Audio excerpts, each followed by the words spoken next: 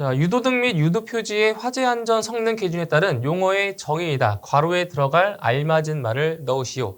자, 해당 문제 같은 경우는 이게 이제 유도등의 화재안전 성능 기준에 나와 있는 정의에 대한 내용입니다. 그래서 이 내용에 맞는 빈칸에 알맞은 내용을 채워주시면 되는 문제가 되겠습니다.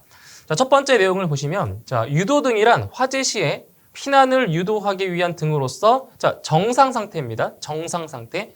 자, 정상 상태에서는, 자, 뭐에 따라 켜진다? 바로, 상용 전원에 따라 켜진다는 거죠. 정상 상태에서는 상용 전원에 따라 켜지고, 그리고 상용 전원이 정전되는 경우는, 정전됐을 경우는 바로, 비상 전원으로 자동 전환되어 켜지는 등을 말한다. 그래서 이게 유도등의 정의가 되겠습니다. 다음 두 번째, 자, 이것이란 피난구 또는 피난 경로로 사용되는 출입구를 표시하여, 자, 피난을 유도하는 등을 말한다. 보세요.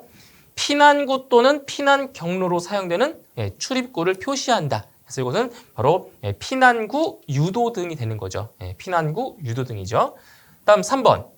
통로 유도등이란 피난 통로를 안내하기 위한 유도등으로, 자, 이건 세 가지가 있죠. 통로 유도등은 세 가지가 있는데, 여기서, 자, 4번, 5번, 6번에 들어가는 유도등 있죠. 이거는 순서에 관계없이 그 세 가지의 유도등이 다 들어가면 돼요. 아시겠죠? 그래서 첫 번째로, 복도 통로 유도등, 그리고 거실 통로 유도등, 그리고 계단 통로 유도등. 그래서 통로 유도등에는 이렇게 세 가지의 유도등이 있습니다. 그래서 순서는 관계없고요.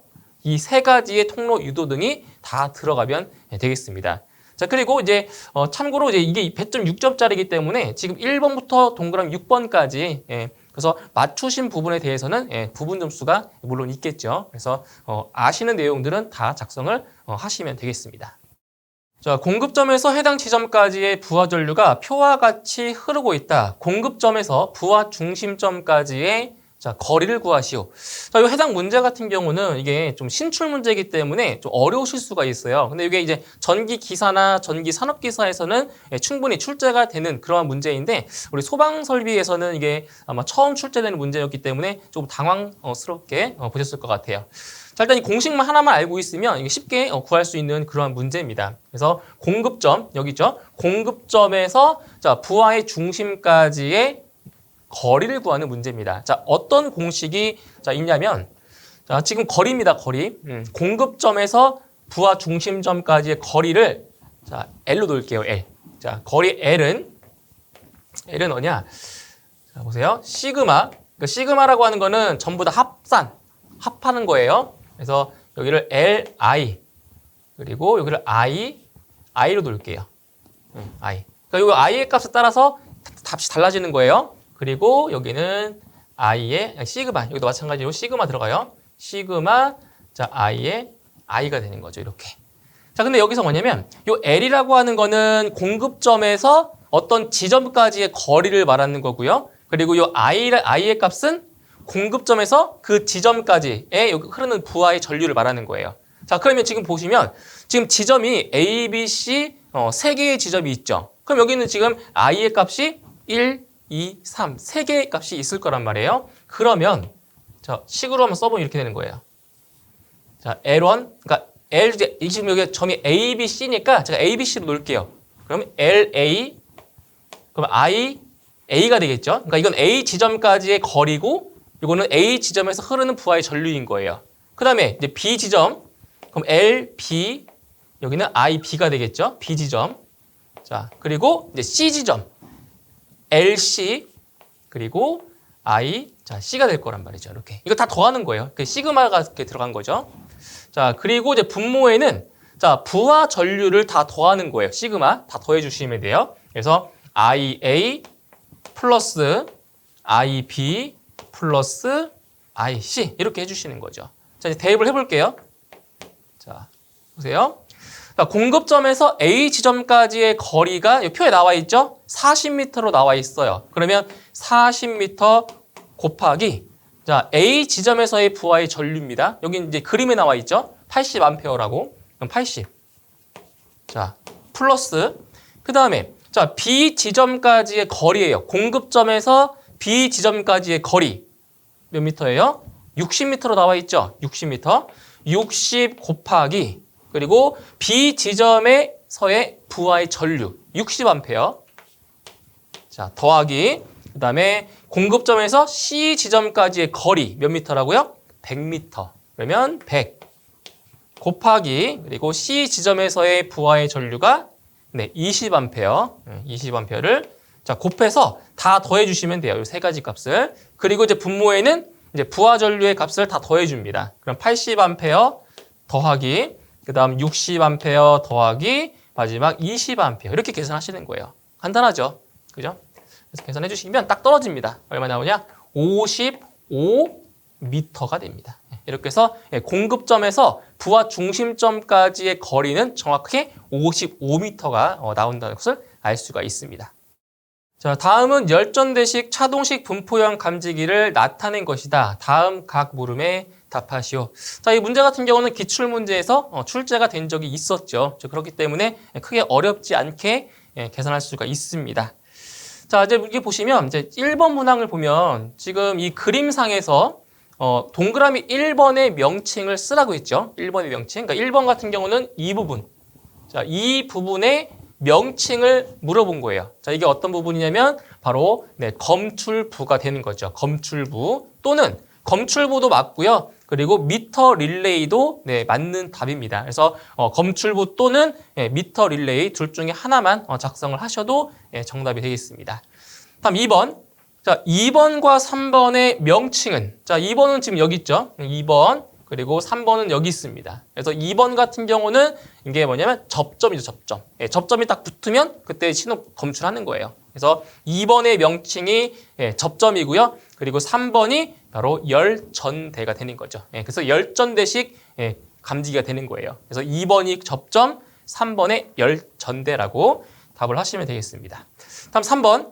자, 하나의 검출부에 접속하는 열전대부는 몇 개 이하로 해야 하는가? 이건 이게 화재안전 기준에 나와 있듯이 바로 하나의 검출부죠. 하나의 검출부. 그러니까 여기죠. 하나의 검출부에 접속하는 열전대. 열전대는 지금 몇 개냐면 지금 6개 돼 있잖아요. 근데 이제 기준상으로는 몇 개 이하?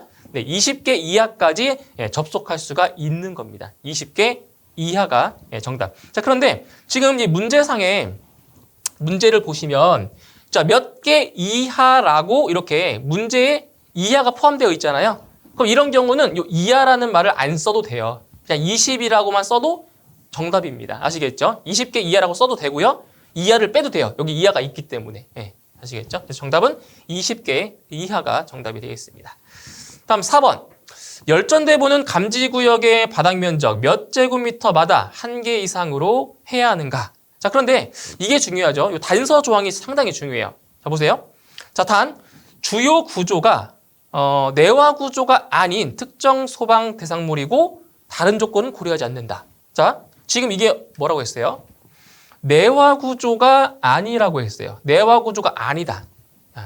그럼 기타 구조죠, 기타 구조. 그래서 이게 내화 구조이면은 이제 바닥 면적 22제곱미터마다 1개 이상으로 하지만 지금 여기는 내화 구조가 아니라고 했기 때문에 얼마가 되는 거예요? 바닥 면적이 더 작아집니다. 얼마요? 18제곱미터마다 1개 이상을 설치를 하는 거죠. 그래서 정답은 18제곱미터입니다. 그러니까 예전 기출문제에서는 이게 내화 구조가 나왔었어요. 내화 구조가 나와서 정답이 22였는데 이번 내화 구조가 아니기 때문에 정답은 18제곱미터가 되는 거죠. 이렇게 해서 지금 4개의 문항 다 답을 해주시면 되겠습니다.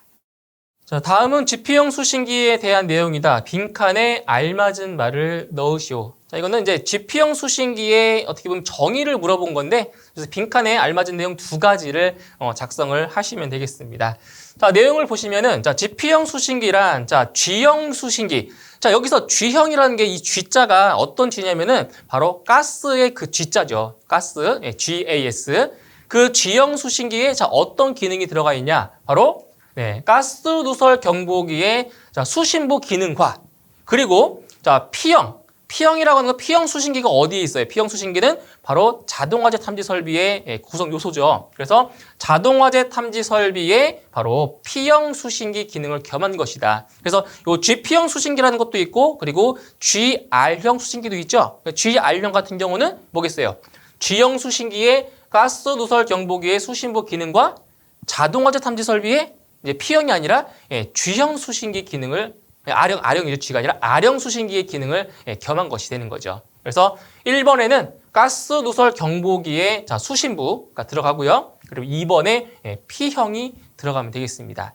자, 그리고 참고로 요 1번에 들어가는 그 명칭이 조금 헷갈릴 수가 있어요. 어떤 분들은 이제 가스 누설 경보라고 쓰신 분도 있을 거고, 그리고 이제 가스 누설 경보기만 쓰신 분도 있을 거고, 그리고 가스 누설 경보기 수신부까지 작성한 분이 계실 건데, 제가 생각하기에는 이제 가스 누설 경보라는 그런 표현만 들어가도 그래도 이제 정답으로 좀 인정이 될 것 같거든요. 그래서 정확하게는 가스 누설 경보기의 수신부가 정답이지만 가스 누설 경보라는 표현이 들어가도 어느 정도는 정답으로 인정이 될 것으로 보입니다. 이렇게 해서 GP형 수신기의 정의에 대한 빈칸 내용 채워주시면 되겠습니다. 자, 소방시설 설치 및 관리에 관한 법률 시행령과 비상 콘센트 설비의 화재 안전 기술 기준에 관한 내용이다. 다음 각 물음에 답하시오. 자, 이제 문제 보시면은 총 5개의 문항이 나와 있죠. 5개 문항이 나와 있는데, 자, 첫 번째 문항을 보시게 되면, 비상 콘센트를 설치해야 하는 장소 3가지만 적으시오. 단, 위험물 저장 및 처리 시설 중 가스 시설 및 지하구는 제외한다라고 했습니다. 자, 이게 이제 소방시설 설치 및 관리에 관한 법률 시행령에 보면 비상 콘센트를 설치해야 되는 장소가 정확히 3가지가 있습니다. 그 3가지를 전부 다 작성을 하라는 문제고요. 그리고 이제 참고로 이게 3가지를 작성을 하는데 그 중에 뭐 2가지만 작성을 해도 부분 점수가 있기 때문에 아시는 내용은 모든 다 작성을 하시면 되겠습니다. 자, 첫 번째 어떤 내용이냐? 바로 층수가 11층 이상인 특정 소방 대상물 경우에는 자, 어디에다 설치하냐면은 11층 이상의 층에만 설치를 하는 거예요. 아시겠죠? 층수가 11층 이상인 특정 소방 대상물인 경우에 그 중에서는 11층 이상의 층, 그러니까 11층, 12층, 13층 이런 것처럼 11층 이상의 층에 설치를 하는 거죠. 10층 밑에, 그러니까 11층 밑으로는 설치를 안 하는 거예요. 자, 그 다음에 두 번째, 지하층의 층수가 3층 이상이고 지하층의 바닥 면적의 합계가 1000제곱미터 이상인 것은 지하층의 모든 층이다. 자, 이건 이제 그리고입니다. 그리고 2개를 모두 만족해야 돼요. 지하층의 층수가 일단 3개의 층 이상이 돼야 돼요. 이걸 만족해야 되고요. 그리고 지하층의 바닥 면적의 합계가 1000제곱미터 이상인 것. 이 2가지를 다 만족했을 때 그때는 이제 지하층 모든 층에 비상 콘센트를 설치를 하는 거죠. 자, 그다음 세 번째. 자, 지하가중 터널로서 길이가 500m 이상인 것. 자, 터널의 길이가 얼마라고요? 터널의 길이가 500m 이상인 것. 자, 그런데 이게 표현에 따라서 이 지하가라는 말은 굳이 안 써도 상관없지 않을까요? 터널로서 뭐 길이가 500m 이상이다. 이렇게만 작성을 해도 정답으로 인정이 되겠습니다. 지하가중 터널로서 길이가 500m 이상인 것. 이렇게 해서 비상 콘센트를 설치해야 되는 장소 3가지 이렇게 되겠습니다. 자, 그다음 2번. 비상 콘센트의 설치 높이는 바닥으로부터 몇 미터 이상, 몇 미터 이하의 높이에 설치해야 하는가? 여기서 비상 콘센트의 설치 높이는 가장 일반적인 설치 높이죠. 사람의 손이 가장 잘 닿을 수 있는 높이. 바로 0.8m 이상, 그리고 1.5m 이하가 되겠습니다. 가장 일반적인 높이예요. 소방에서 나오는. 다음 3번. 하나의 전용 회로에 설치하는 비상 콘센트는 몇 개 이하로 해야 하는가? 자, 하나의 전용 회로에 설치하는 비상 콘센트는 최대 몇 개까지? 최대 10개까지 설치할 수 있죠. 그래서 최대 몇 개 이하라고 물어봤으니까 바로 10개 이하가 정답이 됩니다. 자, 이것도 마찬가지예요. 지금 문제상에 이하라는 말이 있기 때문에 정답을 그냥 10개라고만 해도 정답이에요. 여기 이하가 있으니까. 그래서 정답은 10개 이하가 되고요. 다음 4번. 하나의 전용 회로에 설치하는 비상 콘센트가 6개일 때 전선의 용량은 비상 콘센트 몇 개의 공급 용량을 합한 용량 이상의 것으로 해야 하는가? 자, 이거 진짜 잘 나왔던 거죠. 자, 만약에 여기에 이제 비상 콘센트가 설치된 비상 콘센트가 1개다. 1개다. 1개라고 하면은 그때 공급 용량이 얼마가 돼요? 이때 공급 용량이 1.5kVA 이상인 거죠. 그렇죠? 한 개의 용량이 1.5kVA 이상이에요. 그 다음에 비상 콘센트가 두 개다. 그럼 두 개라고 하면은 뭐예요? 1.5의 두 배니까 이때는 3kVA 이상이겠죠? 그죠? 그 다음에 비상 콘센트가 3개 설치가 되어 있다. 3개라고 하면은 또 1.5kVA가 3개이니까 4.5kVA 이상이고요. 자, 그런데 이제 3개 이상부터는 이제 4개부터는 어떻게 된다고요? 최대 몇 개까지만? 3개의 용량까지만 되는 거예요. 여기도 4.5예요, 4.5. 4.5kVA 이상. 그럼 마찬가지로 5개인 경우도 몇 개, 얼마라고요? 4.5kVA 이상이라고요. 그래서 정답은 몇 개? 3개의 공급 용량을 합한 용량 이상의 것으로 해야 된다. 정답 3개가 정답이 되겠습니다. 다음 5번. 전원회로의 배선은 어떤 배선으로 해야 하는가? 자, 우리 지금 비상 콘센트 설비의 화재 안전 기준에 보시면 배선의 종류 두 가지가 나와 있어요. 내화 배선이라는 것이 있고 그리고 내열 배선이 있는데 지금 문제에서 전원회로의 배선은 어떤 배선이냐? 전원회로. 전원이 들어가는 배선이에요. 어떤 배선이죠? 바로 내화 배선이죠. 자, 그리고 이제 전원회로가 아닌 선은 내화 배선을 해도 되고 그리고 내열 배선으로 해야 된다. 아시겠죠? 근데 반드시 전원회로만큼은 어떤 배선이다? 내화 배선이다. 이렇게 해서 정답을 해주시면 되겠습니다. 자동화재 탐지 설비에서 감지기 비화재보의 원인 4가지만 쓰시오. 자, 보시면 이제 감지기의 그 비화재보 원인이다. 비화재보라고 하는 게 뭐예요? 비화재보.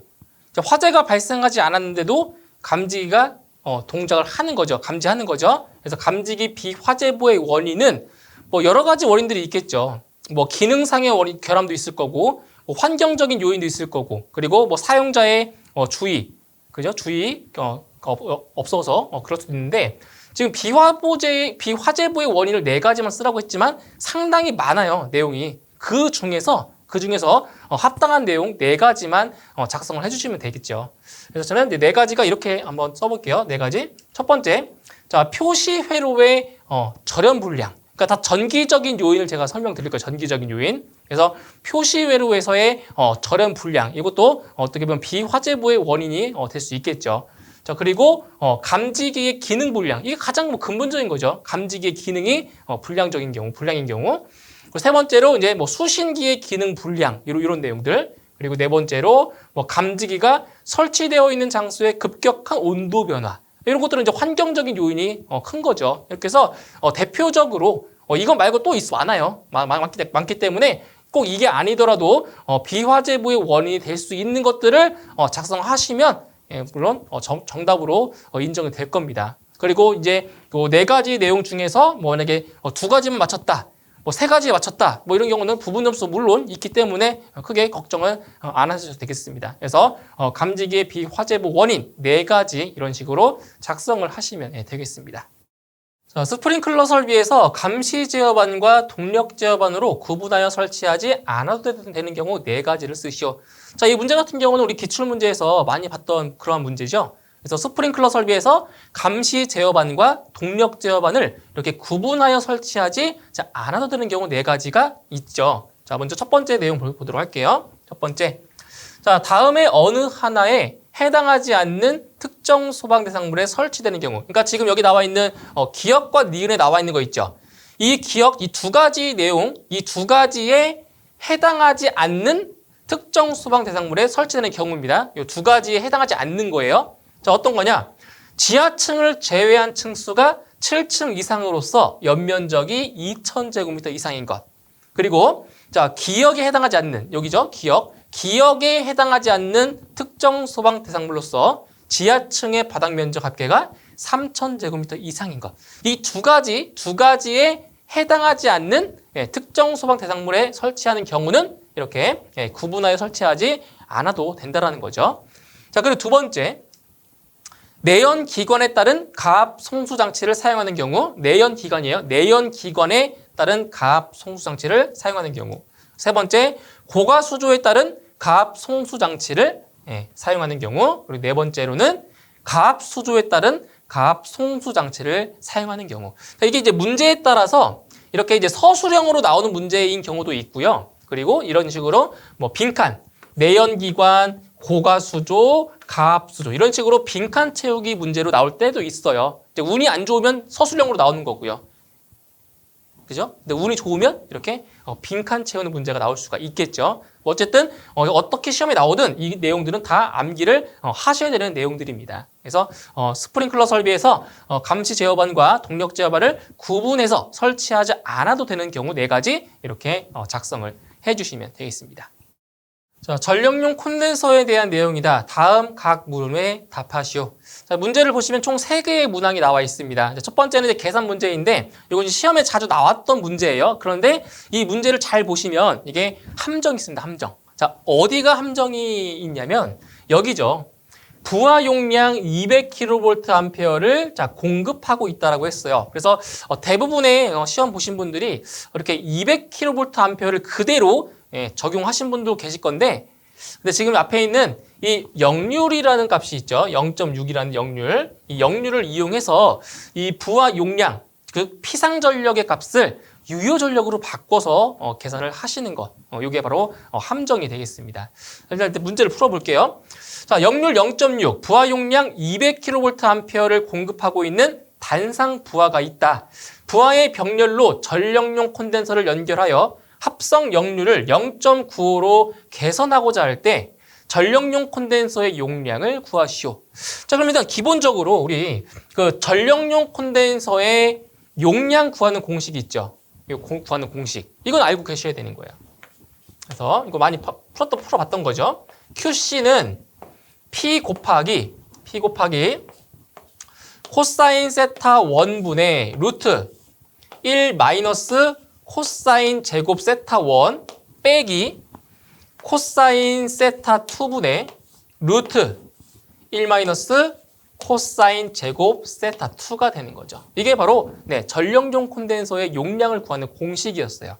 자, 그런데 문제는 지금 이 공식에서 요 P가 어떤 전력이에요? 요 P가 바로 우린 유효 전력으로 우리가 배웠죠. 유효 전력. 그래서 요 P의 값을 지금 문제에서는 지금 200kVA 지금 그 피상 전력으로 나왔기 때문에 자, 우리 이 값을 따로 구해줄 거예요. 그래서 이 값을 어떻게 구할 거냐면 자, 유효 전력은 피상 전력에다가 얼마를 곱해주는 거예요? 바로 코사인 세타를 곱한 거죠. 즉 역률 코사인 세타를 곱한 거란 말이에요. 그래서 여기는 200kVA에다가 곱하기 자, 역률이 0.6이라고 했죠? 그래서 코사인 세타 값 0.6을 곱해줍니다. 이렇게.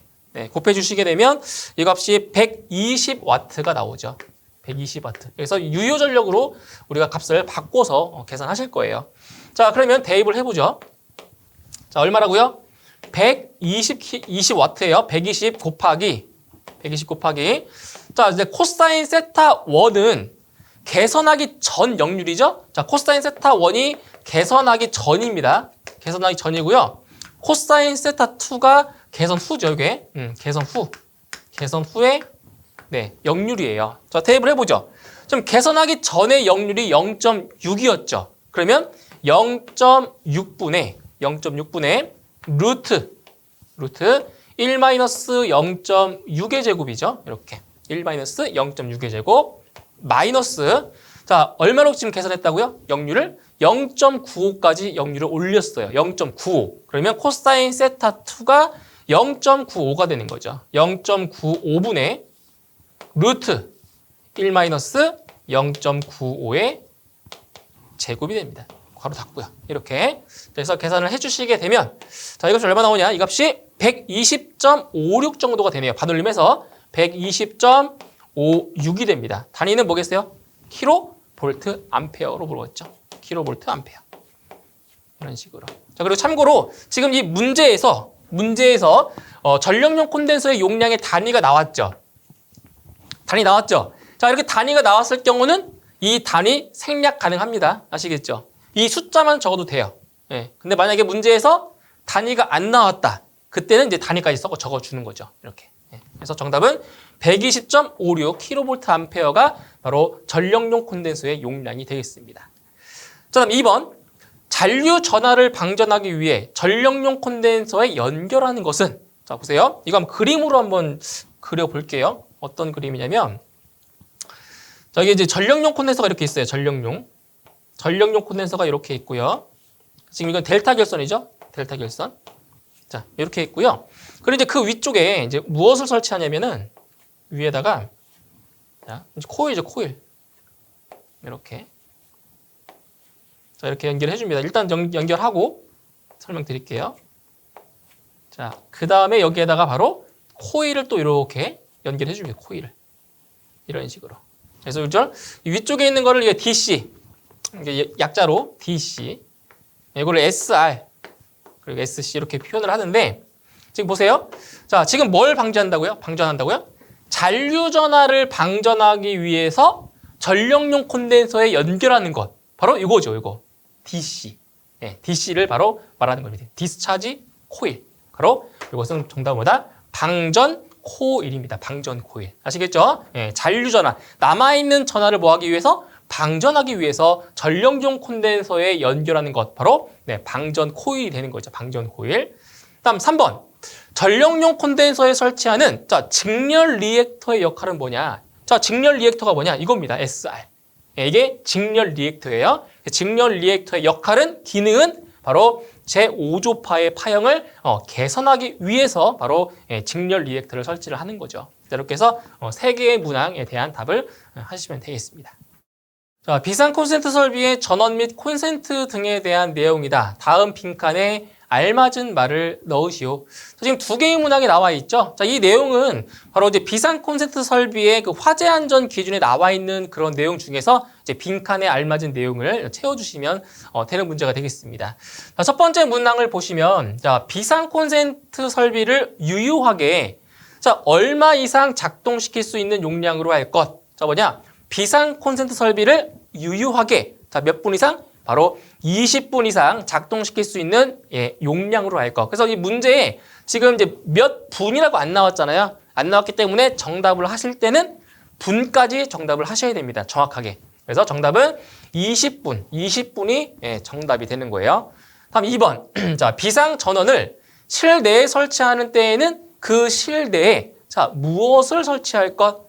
자, 보세요. 비상 전원을 실내에 설치할 때, 그러니까 실내에 내면은 이제 정전이 발생했을 때 어떻게 되겠어요?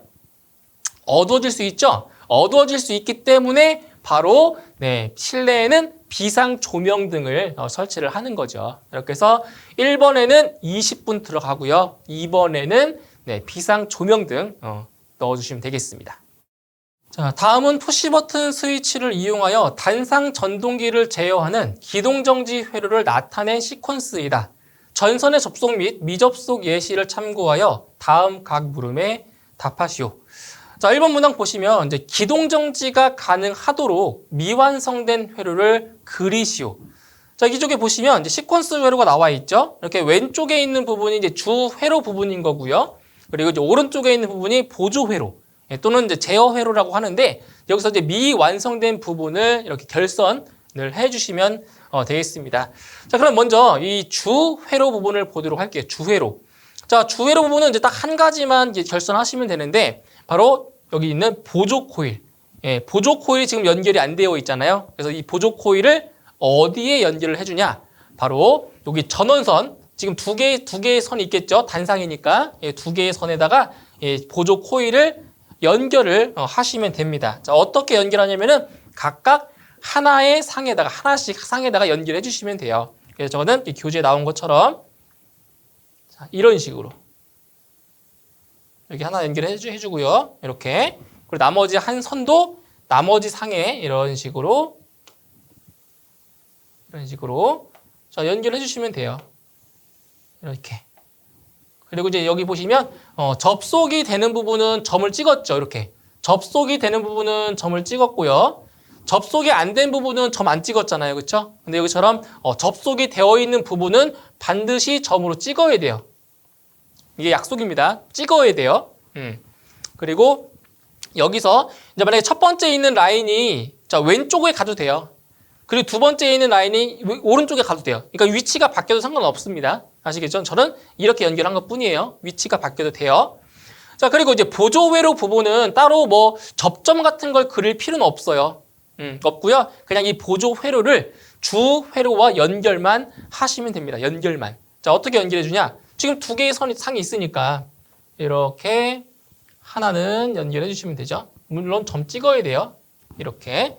그리고 저 마지막 부분 있죠, 여기? 이 부분도 나머지 한 상에다가 이렇게 연결을 해주시면 되는 거죠. 간단합니다.